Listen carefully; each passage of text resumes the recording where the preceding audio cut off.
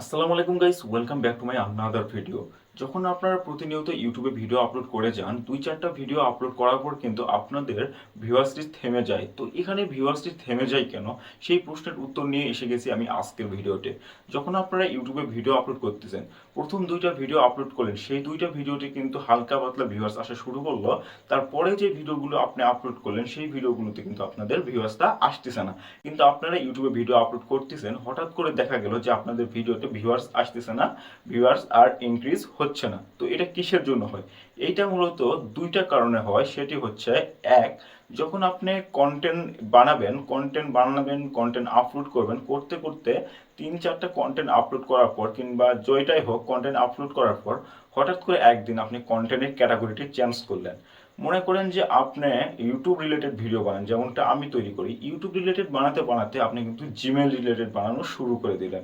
তখন গিয়ে হয়টা কি, ইউটিউব এতদিন বুঝে গেছে যে আপনার ভিডিওগুলো শুধু ইউটিউব রিলেটেড যে ভিউয়ার্সগুলো আছে তাদের কাছে পৌঁছাতে হবে। এখন আপনি হঠাৎ করে জিমেল রিলেটেড যখন ভিডিও বানাতে শুরু করলেন, তখন ইউটিউব কনফিউজে পড়ে গেছে যে আপনার ভিউয়ার্সগুলো, আপনার ভিডিওগুলো কি রিলেটেড ভিউয়ার্সদের কাছে পাঠানো হবে। তো এইটা নিয়ে ইউটিউব কিন্তু অনেকটা কনফিউশনে পড়ে যায়, সেজন্য আপনার ভিডিওগুলো সহজে গ্রো করে না বা আপনাদের ভিউয়ার্স ওখানেই থেমে যায়। আর যদি আপনারা কন্টেন্টটা সেমই রাখেন, শুরু থেকে শেষ পর্যন্ত আপনারা যদি একই কন্টেন্টে কাজ করেন, একই ক্যাটাগরি নিয়ে কাজ করেন, তাহলে ইউটিউবকে কিন্তু কোনো কনফিউশনের মধ্যে পড়তে হয় না। আর আপনার ভিডিওগুলো কিন্তু এক সিরিয়ালেই র্যাঙ্কিং করা শুরু করে দেয়। আশা করি আমি প্রথম বিষয়টা আপনাদেরকে বোঝাতে পেরেছি। তারপরের যে বিষয়টি সেটি হচ্ছে, আপনারা যখন ইউটিউবে ভিডিও আপলোড করেন, ভিডিও আপলোড করতে করতে অনেকেই আছে যে 7 দিন ভিডিও আপলোড করে, 7 দিনের পর 3-4 দিন ব্রেক নেয়, 4-5 দিন ব্রেক নেয়, নেওয়ার পর আবার 7 দিন পরে এসে আবার 8টা-10টা ভিডিও আপলোড করলো, আবার 7 দিন পরে এসে আবার 4টা-5টা ভিডিও আপলোড করলো, এবার 1 মাস পর আসলো, আসার পর 20টা ভিডিও আপলোড করলো।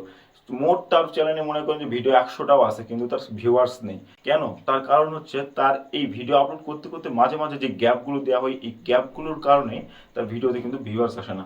ইউটিউব চায় আপনি প্রতিনিয়ত ইউটিউবে ভিডিও আপলোড করুন, যাতে ইউটিউব বুঝতে পারে যে আপনি ইউটিউবে সত্যি কাজ করার জন্য আসছেন, আপনি ইউটিউবে অযথা টাইম পাস করার জন্য আসেন নাই। ইউটিউব চাই ইউটিউবে এমন কোনো চ্যানেল আসুক, যে চ্যানেলটা প্রতিদিন প্রতিদিন ইউটিউবে ভিডিও আপলোড করবে, প্রতিদিন ইউটিউবে কাজ করবে এবং ইউটিউব নিয়েই সারাদিন সে চিন্তা ভাবনা করবে। এমন একটা চ্যানেল ইউটিউব চায়। আর আপনি যদি 7 দিন ব্রেক নেন, 1 মাস ব্রেক নেন, তারপর 20টা 30টা কেন 50টা ভিডিও যদি ছাড়েন, ইউটিউব কিন্তু এখানে আপনাকে অ্যাকসেপ্ট করবেন না। তাই ভিউয়ার্স আনার জন্য অবশ্যই আপনারা রেগুলার একটা হলেও ভিডিও আপনারা আপলোড করবেন। ডেলি 1টা থেকে 2টা ভিডিও আপনারা আপলোড করার চেষ্টা করবেন।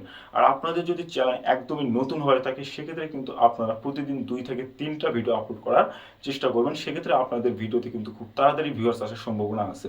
ভিউয়ার্স তো অবশ্যই আসবে, আর তার সঙ্গে সঙ্গে সাবস্ক্রাইব আসারও সম্ভাবনা সব থেকে বেশি। তো ভিডিওটি ছিল এই পর্যন্তই, দেখা হচ্ছে নেক্সট ভিডিওতে। আর এই ভিডিওটা যদি আপনার কাছে ভালো লেগে থাকে, তাহলে অবশ্যই চ্যানেলটিকে সাবস্ক্রাইব, পাশে থাকা বেল আইকনটি অন এবং ভিডিওটি একটা লাইক করে দিবেন। আর কমেন্ট বক্সে জানাবেন যে ভিডিওটি আপনার কাছে কেমন লেগেছিল।